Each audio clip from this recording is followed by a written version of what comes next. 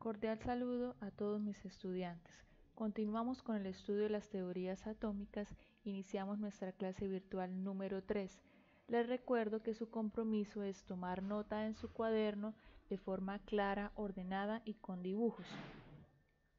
El personaje de hoy es Joseph John Thomson, un científico físico británico quien dio aportes muy significativos al estudio de la estructura interna de la materia. Su modelo se llama budín de pasas y es una esfera compacta en el cual hay incrustados de forma equitativa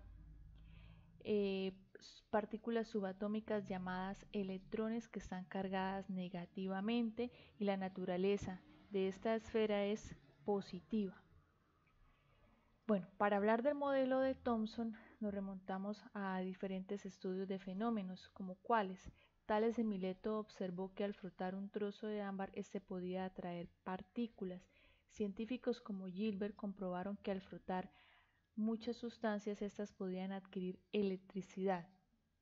Pero fue hasta el siglo XIX, con los aportes y estudios de Michael Faraday, quien se genera una teoría y un estudio más profundo sobre la electricidad y la materia.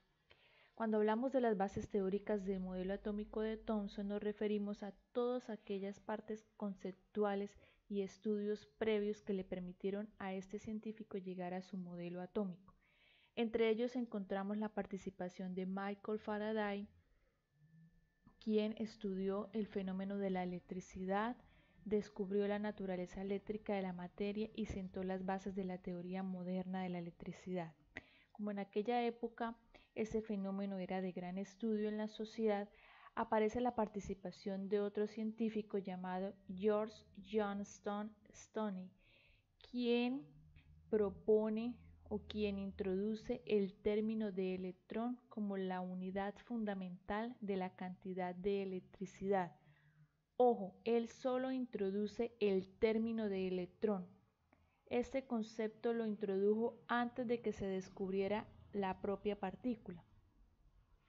Asoció este término con la unidad fundamental de la cantidad de la electricidad.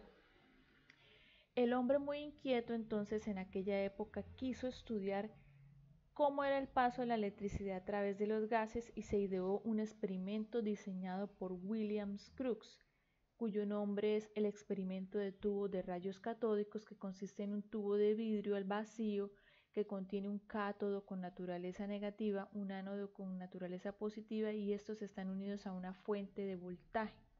Cuando se genera una diferencia de voltaje, pues se observa que se forma un haz de luz que viaja del cátodo al ánodo, por eso recibe el nombre de rayos catódicos.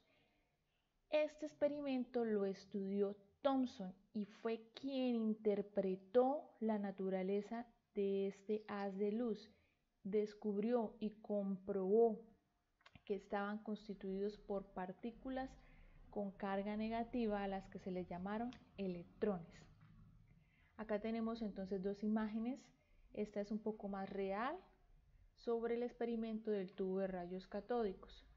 Como lo dije antes, para que no se nos olvide, un tubo de vidrio al vacío con dos electrodos negativo y positivo. El haz viaja del cátodo al ánodo, por eso se llaman rayos catódicos. Thomson entonces empezó a experimentar con tubos de rayos catódicos, pero le hizo algunas modificaciones, como cuáles.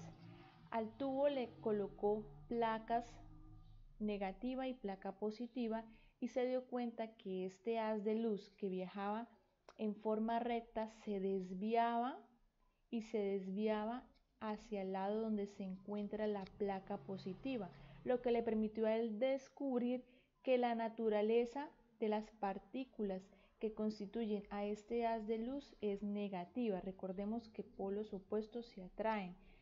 Si se atrae hacia la placa positiva es porque la naturaleza del haz es negativa, lo cual este hecho infirió que el rayo estaba compuesto por partículas cargadas negativamente. Además, a este experimento él le acercó imanes y el estudio de este comportamiento le permitió a él determinar la razón de la masa y la carga de las partículas que constituían al rayo catódico, lo que le permitió dar un aporte significativo al estudio de estas partículas subatómicas. ¿Qué concluyó él del experimento? Pues que el rayo catódico estaba compuesto de partículas cargadas negativamente. Además descubrió que el tamaño de esta partícula es muy pequeño comparado con la masa del átomo. Además concluyó que las partículas subatómicas se encuentran dentro de todos los átomos de todos los elementos.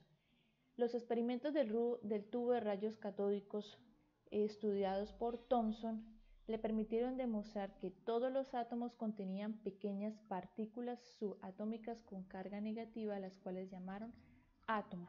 Y es aquí entonces donde dejamos atrás el concepto de que el átomo es indivisible, y ya hoy sabemos que sí es divisible porque encontramos la primer partícula subatómica, el descubrimiento de la primer partícula subatómica, que es el electrón, estableciendo su modelo atómico como una esfera con partículas incrustadas cargadas negativamente llamadas electrones, que él inicialmente las llamó corpúsculos.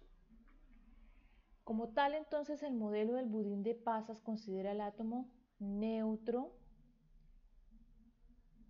que tiene carga con partículas subatómicas llamadas electrones cargadas negativamente, que se encuentran incrustados en esta esfera con carga positiva, que los electrones se encuentran repartidos de forma uniforme alrededor de todo el átomo y que esto hace que el átomo sea neutro.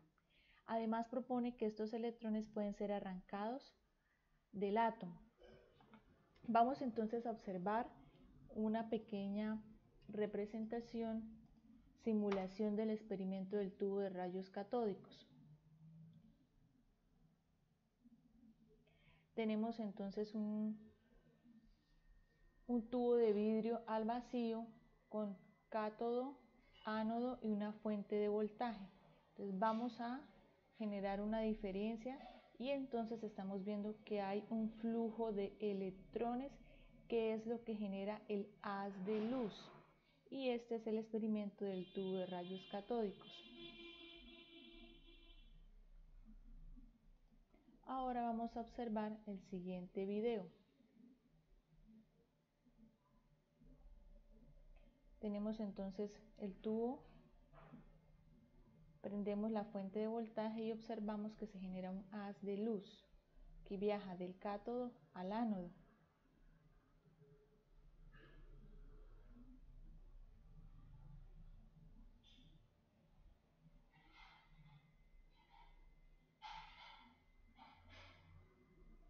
Aquí observamos que la persona está acercando un imán y por ende los rayos se desvían.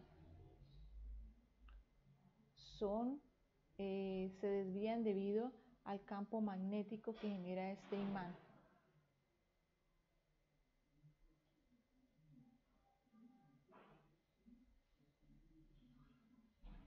¿Para qué nos sirve la cruz? Entonces, el hecho de que los rayos catódicos se propaguen en línea recta se demuestra con la formación de la sombra de la cruz. Esa cruz me permite entonces comprobar pues que los rayos viajan en forma recta.